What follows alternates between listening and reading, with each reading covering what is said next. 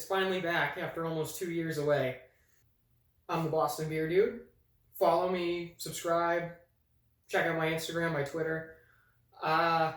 So the first part of this episode was Saul's post-Breaking Bad story, Gene Takovic, after having what he thought was a heart attack. He ends up getting released from the hospital. He's fine. This all happened at the Gene scene last season. He got picked up by a cab at the hospital to go back to his car at the mall, and the cabbie, you see him looking in the rearview mirror suspiciously at Saul, like he recognized him. Now, for the last 18 months to 2 years, we have thought that that could be a red herring. There's been a million different theories on what the cab driver was like. This episode, we finally see what happened with the cabbie. Gene gets out of the hospital. He gets back to the mall. He goes and has breakfast at a diner. And then when he finally gets back to the mall for work, we interrupt his lunch break. And he likes to sit in just the corridors on a random bench. And at this point, the cab driver walks up to him with muscle, which tips Saul off that this guy's not a good guy. And he says, I know you. I know who you are. You gotta say the line. Come on, say the line. And Saul reluctantly says, better call Saul. It was a moment that I think the entire series has been leading up to for the Gene scenes. And you can see instantly in Saul's face just drop, like, oh shit, I got found out. So he ends up calling the vacuum cleaner guy again and asks for the same Hoover Max part that he needed to get disappeared the first time. And ultimately, this gets left on a cliffhanger. He changes his mind at the last minute after calling the vacuum guy and hangs up the phone, saying he'll fix it himself. So we got another year to wait to see what happens with Gene. Like I say, I've loved this Gene Takovic scene. It was really well written and subdued, and it was nice to hear Saul's voice and know that this is real. After the Gene scene, we see Saul Goodman talking to Kim, and at this point, Kim has she's starting to not trust Saul anymore. She's seeing him as Slippin' Jimmy, and you can see that Kim is starting to become Slippin' Kimmy a little bit, and I'm really interested to see how that expands over this season. Last season, she basically scammed Mesa Verde to get her document put back in with an elaborate scheme with Jimmy, Saul. And you can tell Kim's having a moral dilemma, because she loves being with Jimmy and doing these schemes, but she also wants to walk the straight and narrow. So she tells Saul, okay, if this is what you want to do.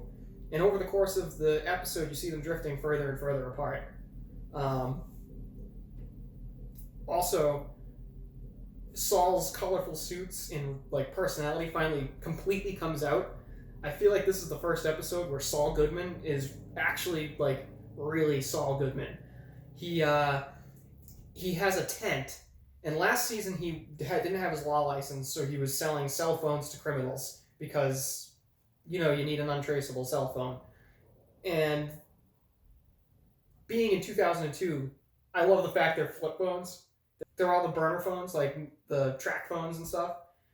He sets up the tent, and he has a big line with Huel guarding it, and the spectacle of this tent was awesome. It's this big red white striped tent, and then he has a line of clients out the door to buy these phones, and at the same time he's trying to sell his new law practice to these criminals. And at the very end, despite Kim telling him don't do a discount because it's desperate, he does the discount anyways and says, I'll give everybody a 50% discount. And the fear was that it would cause people to commit crimes because they would get free law advice or 50% off law advice. My God, just so on point. Now, this episode was more exposition than anything really big happening. The other great part of it was the whole Mike and Gus story with the hole in the ground. In the end of season 4, he had to kill the architect, Warner Ziegler, because he escaped the compound. And when Gus confronted him on it, he said, "I want to keep you on retainer." And Mike basically told Gus to shove it. It was quite a scene. And Gus warned Mike of consequences. So we're going to see now, we know in Breaking Bad that Gus ends up trusting Mike unconditionally. So it's going to be interesting this season and next season. Next season's the last one. It's going to be interesting to see how that relationship develops.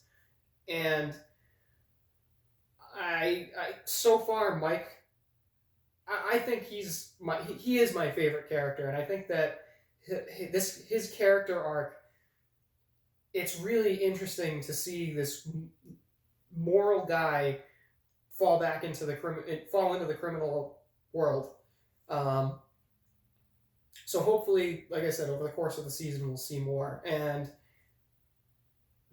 right now, the guy who plays Lalo Salamanca oh my god, he's so good. He has charisma out the ass, and every time he's on screen, he just steals. He steals the scene. He's awesome. I cannot wait for the rest of this season. There's one more episode tonight that I can't wait to watch, and it's good. So far, I'm very impressed. I really hope the season keeps this breakneck pace. So, if you liked this video, subscribe, follow me on Instagram and Twitter. I